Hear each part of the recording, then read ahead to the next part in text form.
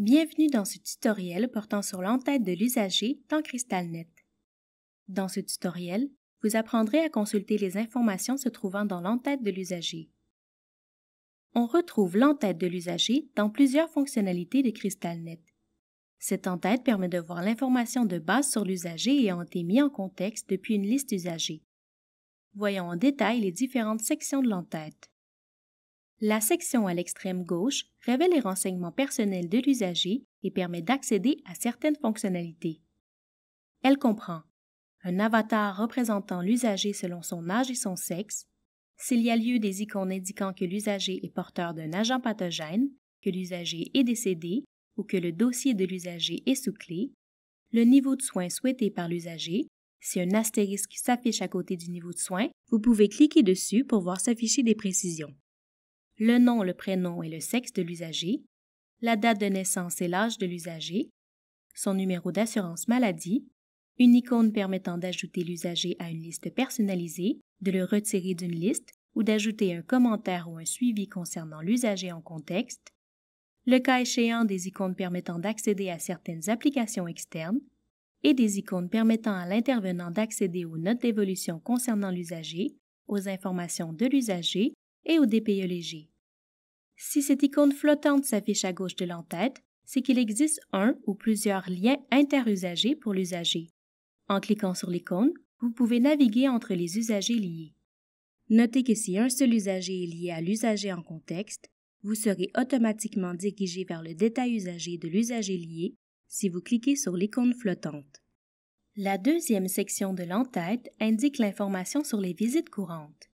On y voit les icônes d'hospitalisation, de rendez-vous, de téléconsultation, d'épisodes de service pour les CLSC ou de prélèvements prévus pour la journée en cours. Le site concerné est également indiqué. L'indicateur sous forme de calendrier spécifie que, pour l'usager en contexte, d'autres visites actives existent pour la journée en cours. Pour afficher les autres visites actives, il suffit de cliquer sur l'indicateur. En cas d'hospitalisation, l'unité de soins, le numéro de chambre et de lit, ainsi que le nom du médecin responsable sont indiqués. Pour les rendez-vous, qu'ils soient en présentiel ou en téléconsultation, la clinique est inscrite. L'heure du rendez-vous ainsi que la ressource liée à celui-ci sont également affichées. S'il s'agit d'un rendez-vous pour un prélèvement, l'unité de soins ou la clinique est affichée, ainsi que le numéro de dossier de l'usager associé au site où a lieu le prélèvement.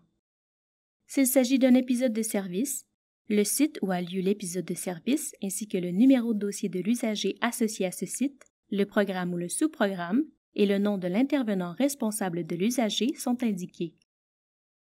La troisième section de l'entête permet de voir la liste des dossiers de l'usager dans l'établissement.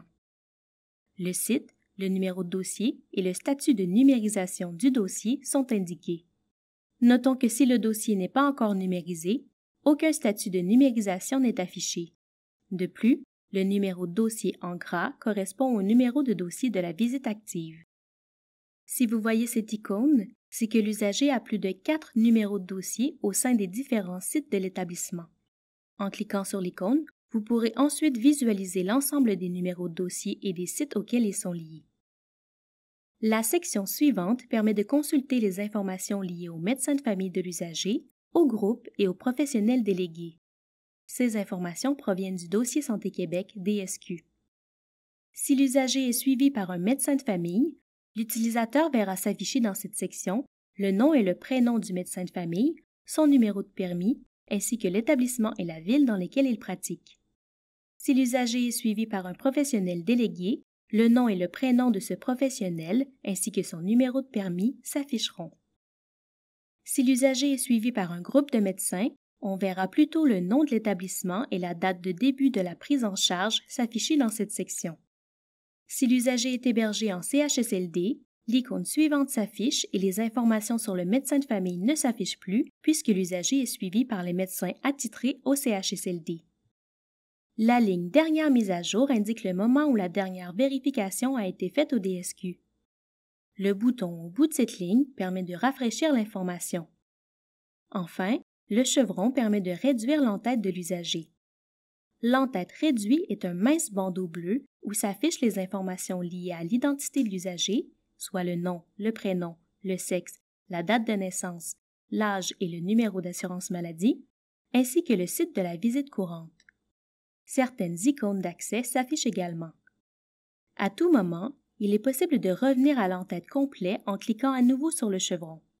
Notez que la préférence de l'utilisateur entre l'en-tête réduit ou complet est conservée lorsqu'il passe d'un usager à un autre. Ceci termine le tutoriel portant sur l'en-tête de l'usager dans CrystalNet. N'hésitez pas à consulter notre base de connaissances pour en savoir davantage sur les diverses fonctionnalités de CrystalNet. Nous vous invitons également à visionner nos autres tutoriels, disponibles à la fois sur notre chaîne YouTube, sur notre site Web et sur notre base de connaissances.